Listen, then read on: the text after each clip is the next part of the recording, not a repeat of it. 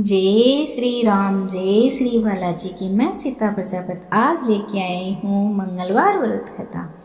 तो विधि इस प्रकार है। सर्व सुख के रक्त विकार राज्य समान तथा पुत्र की प्राप्ति के लिए मंगलवार का व्रत उत्तम है। इस व्रत में गेहूं और गुड़ का ही भोजन करना चाहिए। भोजन एक दिन या रात में एक ही बार ग्रहण करना ठीक है। व्रत 21 सप्ताह तक करें। मंगलवार के व्रत में मनुष्य के समस्त पाप नष्ट हो जाते हैं। व्रत के पूजन के समय लाल पुष्पों को चढ़ावें और लाल वस्त्र धारण करें। अंत में हनुमान जी की पूजा करनी चाहिए तथा मंगलवार की कथा भी सुननी चाहिए। कथा इस प्रकार। एक ब्राह्मण दंपति के कोई संतान न हुई थी, जिसके कारण दंपति बहुत दुखी थे। वह ब्राह्मण हनुमान जी की पूजा हेतु वन में चला गया। वह पूजा के साथ महावीर जी से एक पुत्र की कामना प्रकट किया करता था। घर पर उसकी पत्नी मंगलवार का व्रत करती थी। मंगलवार के दिन व्रत के अंत में भोजन बनाकर हनुमान जी को भोग लगाने के बाद स्वयं भोजन ग्रहण करती थी। एक बार कोई व्रत आ गया जिसके कारण ब्राह्मणी भोजन न बना सकी। तब हनुमान जी का भोग भी नहीं लगाया। वह अपने मन में ऐसा प्रण करके सो गई कि अब अगले मंगलवार को ही हनुमान जी का भोग लगाकर अन्न ग्रहण करूंगी और भूखी प्यासी 6 दिन पड़ी रही। मंगलवार के दिन तो उसको मूर्छा आ गई। तब हनुमान जी उसकी लगन और निष्ठा को देखकर प्रसन्न हो गए। उन्होंने दर्शन दिया और कहा, मैं तुमसे अति प्रसन्न हूँ। मैं तुझको एक सुंदर बालक देता हूँ जो तेरी बहुत सेवा किया करेगा। हनुमान जी मंगलवार को बालक रूप में दर्शन देकर अंतर ध्यान हो गए। सुंदर बालक पाकर ब्राह्मणी अति प्रसन्न हुई। ब्राह्मणी ने बालक का नाम मंगल रखा। कुछ समय पश्चात ब्राह्मण वन से लौटकर आया। प्रसन्नचित सुंदर बालक घर पर क्रीड़ा करते देखकर वह ब्राह्मण पत्नी से बोला, यह बालक कौन है? पत्नी से कहा, मंगलवार के व्रत से प्रसन्न होकर हनुमान जी ने दर्शन दे मुझे बालक दिया है। पत्नी की बात छल से भरी जान उसने सोचा, यह उल्टा व्यभिचारिणी अपनी कुलुष्ठा को छुपाने के लिए बात बना रही है।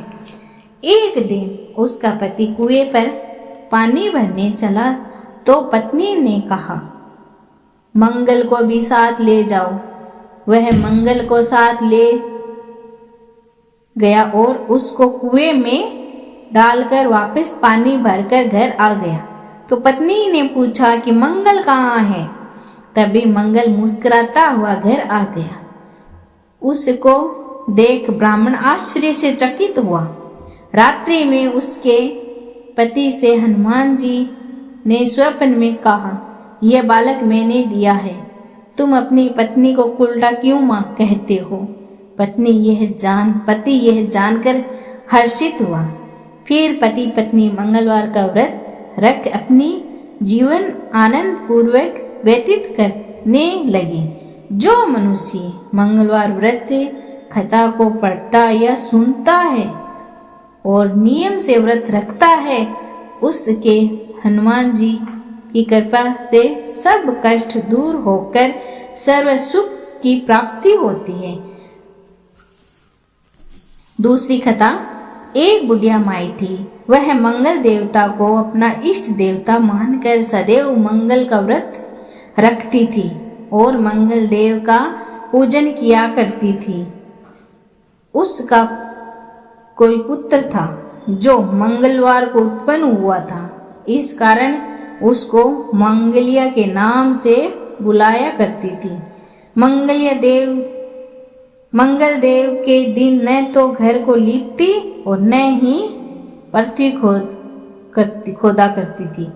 एक दिन मंगल देवता उसकी श्रद्धा की परीक्षा लेने के लिए उसके घर में सादे कहा एक रूप बनाकर आए और द्वार पर आवाज दी।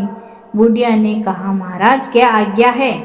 साधु कहने लगा, बुढ़िया बहुत भूख लगी है, भोजन बनाना है, इसके लिए थोड़ी सी पृथ्वी लीप दे तो तेरा पुण्य होगा। यह सुनकर बुढ़िया ने कहा, महाराज आज मंगलवार की मैं व्रती हूँ, इसीलिए मैं चौक नहीं लगा सकती। कहो तो जल का छिड़काव कर दूं, उस पर भोजन बना लो। साधु कहने लगा, मैं गोबर से ही लीप चौक पर खाना बनाता हूँ। बुढ़िया ने कहा, पृथ्वी लीपने के सिवा और कोई सेवा हो तो मैं सब कुछ करने के वास्ते उद्यत हूँ। तब साधु ने कहा कि सोच समझकर उत्तम उत्तर दो, कुछ भी मैं कह सकता हूँ तुमको। बुढ़िया कहने लगी, महाराज पृथ्वी लीपने के अलावा जो भी आज्ञा करेंगे उसका मैं पालन अवश्य करूंगी। बुढ़िया ने ऐसे 3 बार वचन दे दिया।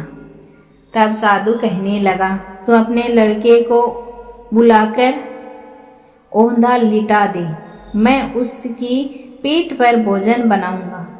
साधु की बात सुनकर बुढ़िया चुप हो गई। तब साधु ने कहा, बोलो, बुलाओ अपने लड़के को। अब सोच विचार क्यों करती है? बुढ़िया मंगलिया मंगलिया कहकर पुकारने लगी। थोड़ी देर बाद लड़का आ गया। बुढ़िया ने कहा, जा बेटे, तुझको बालाजी बुलाते हैं। लड़के ने बालाजी से जाकर पूछा, क्या आज्ञा है महाराज? बालाजी ने कहा, आ जाओ अपनी माताजी को बुला लाओ। तब माता आ गई तो साधु ने कहा कि तू ही इसको लेटा दे। बुढ़िया ने मंगल देवता का स्मरण करते हुए लड़के को औंधा लेटा दिया और उसकी पीठ पर अंगूठी रख दी।